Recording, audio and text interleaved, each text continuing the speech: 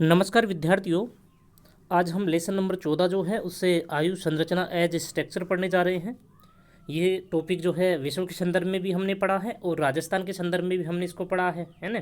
तो विश्व के संदर्भ में अगर हम इस टॉपिक की तुलना करते हैं तो मामूली सा अंतर हमें दिखाई देता है ना, औसत आयु के आधार पर। तो आयु संरचना क्या है, डेफिनेशन इसकी समान ही होगी। आयु संरचना के अंतर्गत विभिन्न आयु के लोगों को, विभिन्न आयु संरचना में हम विभिन्न जो आयु के लोग होते हैं उनको शामिल करते हैं, जिसके अंतर्गत श्रमिक जो लोग होंगे उनको भी शामिल करेंगे, अश्रमिक जो लोग होंगे उनको भी शामिल करेंगे, तथा दीर्घ जीवन प्रत्याशा से संबंधित पक्षों का अध्ययन किया जाता है ना। दीर्घ जीवन प्रत्याशा से संबंधित, प्रत्याशा मतलब लंबे जीवन के प्रति आशा, दीर्घ का मतलब क्या हुआ, लंबा जीवन, है ना।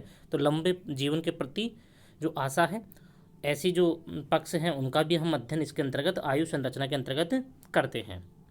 आयु संरचना को मुख्य रूप से 3 आयु वर्गों में विभाजित किया जाता है। विश्व के संदर्भ में भी 3 वर्गों में इसको विभाजित किया गया था, हमें याद आ गया होगा आपको, है ना। बाल आयु वर्ग को वहाँ पे युवा आयु वर्ग कह रहे थे, और युवा वर्ग को वहाँ पे क्या कह रहे थे, प्रौढ़ आयु वर्ग कह रहे थे, है ना। और वर्ध आयु वर्ग है ही, ठीक है। तो यहाँ पे भारत के संदर्भ में बाल आयु वर्ग है, युवा आयु वर्ग है और वर्ध आयु वर्ग है। अब आयु को लेकर के विश्व के संदर्भ में थोड़ा सा अंतर था। बाल आयु वर्ग तो 0 से 14 वर्ष ही था, लेकिन युवा आयु वर्ग में 15 से 60 था। कितना था, 15 से 60। और वर्ध आयु वर्ग में क्या था, 65 प्लस। कितना था वहाँ पे, 65 प्लस था, लेकिन यहाँ पे 60 प्लस ही है। तो आप ये भारत के संदर्भ में इसी रूप में आप ध्यान कर लेंगे। युवा आयु वर्ग जो है, जिसको हम प्रौढ़ आयु वर्ग कहते हैं, वो है 15 से 59 वर्ष का समय। 15 से 59 वर्ष जो है आयु जो है, जिनकी आयु 15 से 59 वर्ष होगी उन लोगों को हम युवा आयु वर्ग के अंतर्गत रखेंगे, और जिनकी आयु 0 से 14 वर्ष के मध्य होगी उन लोगों को हम बाल आयु वर्ग के अंतर्गत रखेंगे। और वर्ध आयु वर्ग के अंतर्गत जिनकी आयु 60 प्लस 60 से अधिक, है ना, 60 प्लस 60 से अधिक जो है, 60 प्लस का मतलब क्या हुआ, 60 से अधिक, 60 भी तथा 60 से अधिक उम्र वाले लोगों को हम वर्ध आयु वर्ग के अंतर्गत रखते हैं। तो इसको इसी प्रकार से आप ध्यान कर लेंगे। अब विशेषता, अगर इनकी कॉमन प्रकार की विशेषताओं को देखते हैं तो बाल आयु वर्ग हम जानते हैं कि आश्रित जनसंख्या के रूप में होती है। बालक जो होते हैं ना, छोटे बच्चे जो होते हैं, वो कौन से वर्ग के ऊपर आश्रित होते हैं, युवा आयु वर्ग पर। कौन से वर्ग पर आश्रित होते हैं, युवा आयु वर्ग पर आश्रित होते हैं। इसी प्रकार से वर्ध आयु वर्ग भी कौन से वर्ग पर आश्रित होते हैं, युवा आयु वर्ग पर, क्योंकि सबसे ज़्यादा काम करने की, सबसे ज़्यादा भाग दौड़ करने की क्षमता किसमें होती है, युवा लोगों में होती है ना। तो वही चीज़ हम बात कर रहे हैं। तो विशेषता, बाल आयु वर्ग आश्रित जनसंख्या के रूप में होते हैं, और युवा आयु वर्ग श्रमिक और क्रियाशील, मतलब श्रमिक और क्रियाशील जितनी भी भाग दौड़ का जो काम होता है, मतलब सबसे ज़्यादा एक्टिव जिनको हम कह सकते हैं, सक्रिय जिनको हम कह सकते हैं, श्रमिकों के रूप में काम करने वाले जो लोग हैं वो सबसे ज़्यादा कौन से हैं, युवा आयु वर्ग के लोग हैं। और आश्रित जनसंख्या मतलब जिस प्रकार से बाल आयु वर्ग युवा आयु वर्ग पर आश्रित रहता है, ठीक उसी प्रकार से वर्ध आयु वर्ग भी युवा आयु वर्ग पर निर्भर रहता है। किस चीज़ के लिए, हम जानते हैं ना, लास्ट क्लास में हमने विश्व के संदर्भ में जब इस टॉपिक को हमने पढ़ा था ना, तो उस समय भी हमने एक चीज़ देखी थी, जो बाल आयु वर्ग है ये तो भोजन के लिए और शिक्षा के लिए युवा आयु वर्ग पर निर्भर होते हैं बाल आयु वर्ग तो। और वर्ध आयु वर्ग ये सिर्फ और सिर्फ जैसे चिकित्सा संबंधी सुविधाएं हैं, मतलब भोजन जो है, भोजन सामग्री मान लीजिए ना, तो भोजन के लिए और चिकित्सा संबंधी सुविधाओं के लिए वर्ध आयु वर्ग युवा वर्ग पर निर्भर रहता है। 2001 की जनगणना के अनुसार बाल आयु वर्ग का 2001 की जनगणना की बात हो रही है, और बाल आयु वर्ग का जो प्रतिशत है ना, वो कितना है, 35.6% है। प्रौढ़ आयु वर्ग का प्रतिशत, प्रौढ़ हम किसको कह रहे हैं, युवा आयु वर्ग को हम प्रौढ़ कह रहे हैं। दूसरा वर्ग कौन सा हो गया, प्रौढ़ आयु वर्ग, जिसका प्रतिशत 2001 के अनुसार कितना रहा है, 58.10% रहा है। तथा वर्ध आयु वर्ग का प्रतिशत सबसे कम 6.3% है। तो मतलब क्या हुआ, प्रौढ़ जो है वही तो सबसे ज़्यादा एक्टिव और सक्रिय जनसंख्या मानी जाती है। तो विश्व में सर्वाधिक युवा कौन से देश में पाए जाते हैं, भारत देश में। हमारे देश में ही सबसे ज़्यादा युवाओं की जनसंख्या है, 58.10%। तो इसको आप अच्छे से, इन लाइनों का आप अच्छे से ध्यान कर लेंगे, ठीक है ना। उपरोक्त आंकड़ों से स्पष्ट होता है कि बाल आयु वर्ग का प्रतिशत अधिक है, जो भविष्य में बाल आयु वर्ग का 35.2 है ना, 35.6 है। कितना है? 35.6। जिसका अधिक होने का संकेत क्या है? बाल आयु वर्ग का प्रतिशत अधिक है, जो भविष्य में तीव्र जनसंख्या वृद्धि को इंगित करता है। भविष्य में क्या करेगा? तीव्र जनसंख्या वृद्धि को इंगित करता है। बाल आयु वर्ग की जनसंख्या अधिक जनसंख्या वृद्धि को संकेत करती है। एक और प्रौढ़ जनसंख्या प्रतिशत कार्यशील जनसंख्या के साथ ही आश्रित जनसंख्या वृद्धि का संकेत करता है। देखिए ये बात भी सही है कि जैसे जैसे मान लीजिए प्रौढ़ आयु वर्ग का प्रतिशत कितना है? 58.10% है। लेकिन ये जो 58.10% जनसंख्या वर्तमान में है, तो ये वृद्ध लोग भी तो होंगे ना भविष्य में जाकर के, ये बुजुर्ग हो जाएंगे। तो फिर इससे क्या होगा? अभी तो जैसे ये सक्रिय जनसंख्या के रूप में 58.10% जनसंख्या हमारे पास में है, जो युवा जनसंख्या के रूप में है, सक्रिय जनसंख्या के रूप में है, कार्यशील जनसंख्या के रूप में है। लेकिन यही लोग आगे जाकर के वृद्ध जनसंख्या में परिवर्तित हो जाएंगे ना, कन्वर्ट हो जाएंगे। तो फिर उससे क्या होगा? वृद्ध आयु वर्ग का प्रतिशत बढ़ जाएगा। तो यही तो चीज़ यहाँ पे लिखी हुई है, कार्यशील जनसंख्या के साथ ही आश्रित जनसंख्या वृद्धि का संकेत करता है, जो कि अकार्मिक आश्रित व अनुत्पादक जनसंख्या समूह है। अकार्मिक तो कैसे हुआ? क्योंकि बुजुर्ग लोग जो हैं कार्मिक थोड़ी होते हैं, वो कोई काम नहीं कर सकते, है ना। तो अकार्मिक हो गए, आश्रित होते हैं भोजन के लिए, चिकित्सा संबंधी सुविधाओं के लिए युवा वर्ग पर आश्रित होते हैं। और अनुत्पादक, किसी प्रकार की वस्तु का ये प्रोडक्ट वगैरह तैयार थोड़ी करते हैं बुजुर्ग लोग, कुछ भी नहीं करते बिल्कुल, क्योंकि उनके जो शरीर के जो अंग होते हैं वो काम ही नहीं करते हैं, तो किसी वस्तु का वो उत्पादन भी नहीं करते हैं, तो ना अनुत्पादक हैं, किसी वस्तु का उत्पादन नहीं कर सकते वो लोग।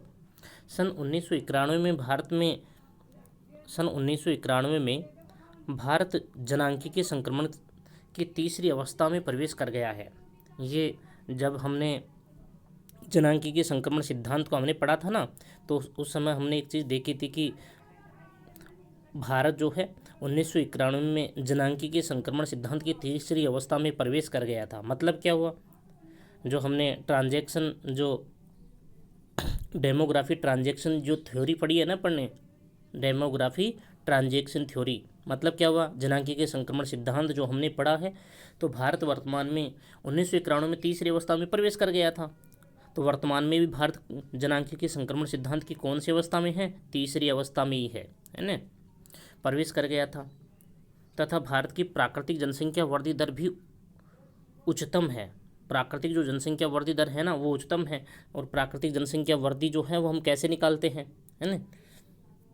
मतलब कुल जन्म दर माइनस कुल मृत्यु दर, कुल जन्म दर में से कुल मृत्यु दर को घटा देंगे और जो बचेगा वो क्या आ जाएगा अपने पास में? प्राकृतिक वृद्धि दर आ जाएगी अपने पास में। जैसे 2011 के अनुसार 0 से 14 आयु वर्ग का प्रतिशत, 0 से, अब ये 11 के अनुसार देखिए यहाँ पे 0 से 14 आयु वर्ग का प्रतिशत 29.5% है, जो उच्च जन्म दर का संकेत करता है, उच्च जन्म दर का संकेत करता है। ये जन्म दर का प्रतिशत है, ये किसका प्रतिशत है? जन्म दर का। 0 से 14 वर्ष के जो आयु वर्ग है उसमें जन्म दर का जो प्रतिशत रहा है, कब? 2011 का, वो रहा है 29.5%। भारत का आयु लिंग पिरामिड चौड़े आधार तथा संकीर्ण शीर्ष वाला है। भारत का जो आयु लिंग पिरामिड जो है, पिरामिड इस प्रकार की आकृति जो होती है वो पिरामिड कहलाती है, इस प्रकार की आकृति। तो नीचे से जो पिरामिड है उसका आधार तो क्या है? ये वाला आधार, नीचे का जो आधार है वो तो क्या है? चौड़ा है ना। और शीर्ष कैसा है? शीर्ष संकीर्ण है, मतलब पतला है, छोटा है, कम चौड़ाई वाला है, शीर्ष संकीर्ण भाग वाला है। तो भारत का जो आयु लिंग पिरामिड है वो चौड़े आधार नीचे से चौड़ा है। मतलब क्या हुआ?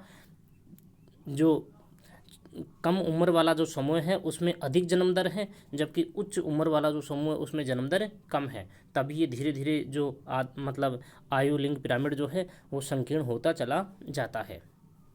जो निम्न आयु वर्गों में उच्च जन्म दर तथा हम बात कर रहे हैं ना भाई, इसका आधार नीचे से चौड़ा क्यों है? निम्न आयु वर्गों में मतलब 0 से 14 वर्ष की जो उम्र है उसमें निम्न आयु वर्गों में उच्च जन्म दर है। उच्च जन्म दर के कारण क्या हुआ? आधार चौड़ा हो गया, है ना। उच्च आयु वर्गों में उच्च मृत्यु दर को प्रदर्शित करता है। अब नीचे जन्म दर अधिक है और ऊपर क्या है? नीचे जन्म दर अधिक है तो आधार की चौड़ाई अधिक हो गई, और ऊपर मृत्यु दर अधिक है। मृत्यु दर अधिक है तो मतलब क्या हुआ, जो पिरामिड है उसकी चौड़ाई घट गई है ना। उच्च आयु वर्गों में उच्च मृत्यु दर, उच्च आयु वर्ग जो हैं ऊपर की तरफ चलते हैं तो आयु वर्ग उच्च हो जाते हैं, और उच्च आयु वर्गों में उच्च मृत्यु दर है। उच्च आयु वर्गों में उच्च मृत्यु दर को प्रदर्शित करता है। जो जनसंख्या की गतिशीलता का द्योतक है, जो जनसंख्या की गतिशीलता का द्योतक का मतलब सूचक, गतिशीलता का सूचक है या द्योतक है। आयु संरचना के आधार पर आयु वर्गों को मुख्य रूप से 3 वर्गों में विभाजित किया जाता है। कितने वर्गों में विभाजित किया जाता है? 3 वर्गों में, जो निम्न प्रकार से हैं। सबसे पहले हम 1 नंबर ले रहे हैं बाल आयु वर्ग। बाल आयु वर्ग 0 से 14 वर्ष। इसमें कितनी उम्र तक के लोगों को शामिल किया जाएगा? 0 से 14 वर्ष तक के। यह है जनसंख्या आयु वर्ग आश्रित। भाई बच्चे आश्रित भी तो होते हैं ना, आश्रित होते हैं, अश्रमिक कोई काम भी नहीं कर सकते बच्चे। आश्रित अश्रमिक जनसंख्या समूह के अंतर्गत शामिल किया जाता है, जो 1901 से क्रमिक रूप से घटता रहा है। इसका प्रतिशत 1901 से क्रमिक रूप से घटता रहा है। 1991 में 36.5% से घटकर 2011 में 29.5% हो गया है। 1991 में 36.5% घटकर 2011 में 29.5% हो गया है। युवा आयु वर्ग देखिए, जिसको हम प्रौढ़ आयु वर्ग कहते हैं, 15 से 59 वर्ष, 15 से 59 वर्ष तक के लोगों को इसमें शामिल किया जाता है। यह है जनसंख्या समूह क्रियाशील, एक तो क्रियाशील है, ये क्रियाशील व सक्रिय जनसंख्या के रूप में माना जाता है। यह है जनसंख्या समूह क्रियाशील व सक्रिय जनसंख्या के रूप में माना जाता है, जिसमें 1901 से क्रमिक रूप से, जिसमें 1901 से क्रमिक रूप से वृद्धि दर्ज की गई है। 1901 से क्रमिक रूप से वृद्धि दर्ज की गई है। जैसे 1901 में 56.80% व 2001 में 58.1% से बढ़कर 2011 में 62.5% हो गई है। कितनी हो गई है? 62.5% हो गई है। इस आयु वर्ग के ऊपर बाल आयु वर्ग, अभी ऊपर हमने बात की है ना, युवा आयु वर्ग के ऊपर या प्रौढ़ आयु वर्ग के ऊपर एक तो बाल आयु वर्ग, एक वृद्ध आयु वर्ग की जनसंख्या निर्भर रहती है। वृद्ध आयु वर्ग देखो, वृद्ध आयु वर्ग मतलब 60+, 60 और 60 से अधिक उम्र के लोगों को इसके अंतर्गत शामिल किया जाता है। सन 1901 से इस आयु वर्ग में क्रमिक रूप से वृद्धि दर्ज की गई है, अर्थात इस आयु वर्ग में वृद्धि होना आश्रितता अनुपात को बढ़ाती है। जब वृद्ध आयु वर्ग में जनसंख्या का प्रतिशत बढ़ेगा तो सीधी सीधी बात है कि यहाँ पे वृद्ध जो वर्ग है उसकी आयु बढ़ने का मतलब आश्रित जनसंख्या का अनुपात भी बढ़ेगा। जैसे 2001 में इस आयु वर्ग का प्रतिशत 6.3% था, 6.3% था, जो बढ़कर के 2011 में कितना हो गया? 8% हो गया है। ठीक है ना। अब यहाँ पे आयु संरचना जो है उसका यहाँ पे चित्र दिया गया है।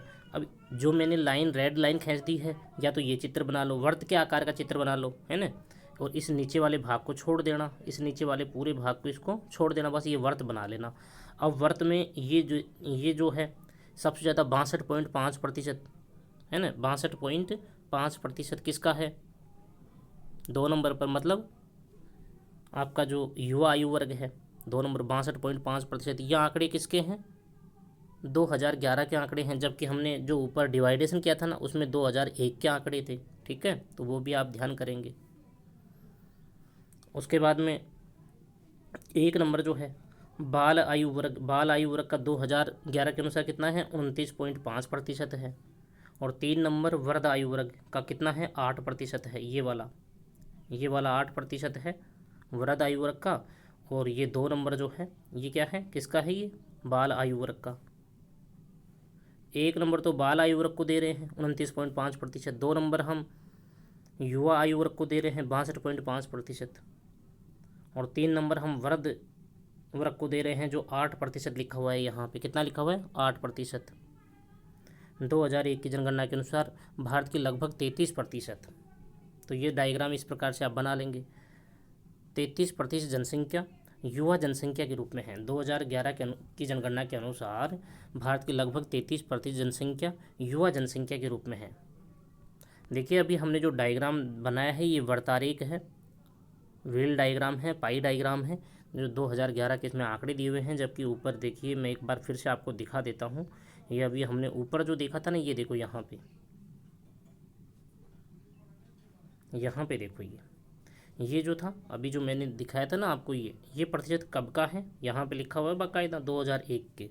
ये 2001 के आंकड़े हैं तीनों वर्गों के, जबकि डायग्राम के साथ में जो आंकड़े हैं वो 2011 के लेटेस्ट आंकड़े हैं। ठीक है, तो उनको उसी रूप में आप ध्यान करेंगे।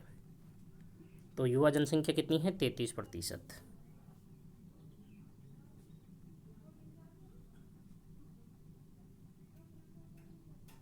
देश में कुल बाल जनसंख्या ये इतनी लिखी हुई है, बाल जनसंख्या है ये, जो कुल जनसंख्या का 13.12% है। कितना है? 13.12% है।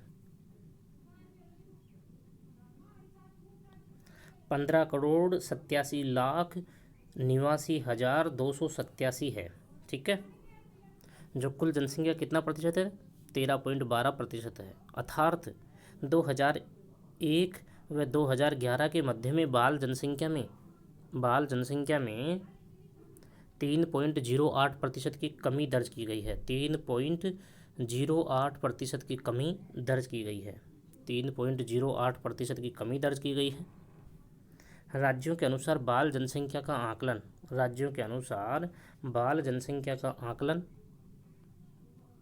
बाल आयु वर्ग की सर्वाधिक जनसंख्या आकलन कर रहे हैं हम। राज्यों के अनुसार बाल जनसंख्या का आकलन कर रहे हैं, तो बाल आयु वर्ग की सर्वाधिक जनसंख्या देखिए उत्तर प्रदेश में है, दूसरा स्थान बिहार। इन दोनों में क्रम से 2,97,00,000। उत्तर प्रदेश में तो कितनी है? 2,97,00,000 है, जबकि बिहार में कितनी है? 1,85,00,000 है। ठीक है ना, तो ये क्रम से दो प्रथम स्थान रखने वाली बाल आयु वर्ग में जनसंख्या में जो है प्रथम स्थान रखने वाले दो राज्य हैं। राज्यों के अनुसार बाल जनसंख्या का प्रतिशत, देखिए यहाँ पे एक प्रथम स्थान किसका है? मेघालय का 18.75%। बिहार का सेकंड स्थान है 17.90%। जम्मू कश्मीर का तीसरा स्थान है 16.01%। झारखंड का चौथा स्थान है 15.89%। राजस्थान का पाँचवा स्थान है बाल जनसंख्या में 15.31%। मिजोरम का छठवां स्थान है 15.17%। उत्तर प्रदेश का 14.90%। ये बाल जनसंख्या में क्रम से राज्यों का स्थान है। ये जनसंख्या प्रतिशत की बात थी, जबकि यहाँ पे सर्वाधिक जनसंख्या जो है कौन से राज्यों में, मतलब राज्यों में है बाल जनसंख्या, तो सर्वाधिक जनसंख्या उत्तर प्रदेश में, लेकिन प्रतिशत की बात करते हैं तो मेघालय आता है टॉप पर। न्यूनतम बाल जनसंख्या प्रतिशत वाले राज्य, अब सबसे कम बाल वर्ग की जनसंख्या कौन से राज्यों में निवास करती है? तो सबसे कम तमिलनाडु में है 9.56%। दूसरा स्थान गोवा का है 9.57%। और तीसरा स्थान केरल का है 9.95%। तो ये क्रम से जो है तीन राज्य जो हैं न्यूनतम बाल जनसंख्या प्रतिशत को प्रदर्शित करते हैं। तो इस प्रकार से हमारा ये पूरा जो है आज का इसका टॉपिक कंप्लीट हो गया है, और नेक्स्ट टाइम हम नया टॉपिक लेंगे इसी 14वें लेसन से।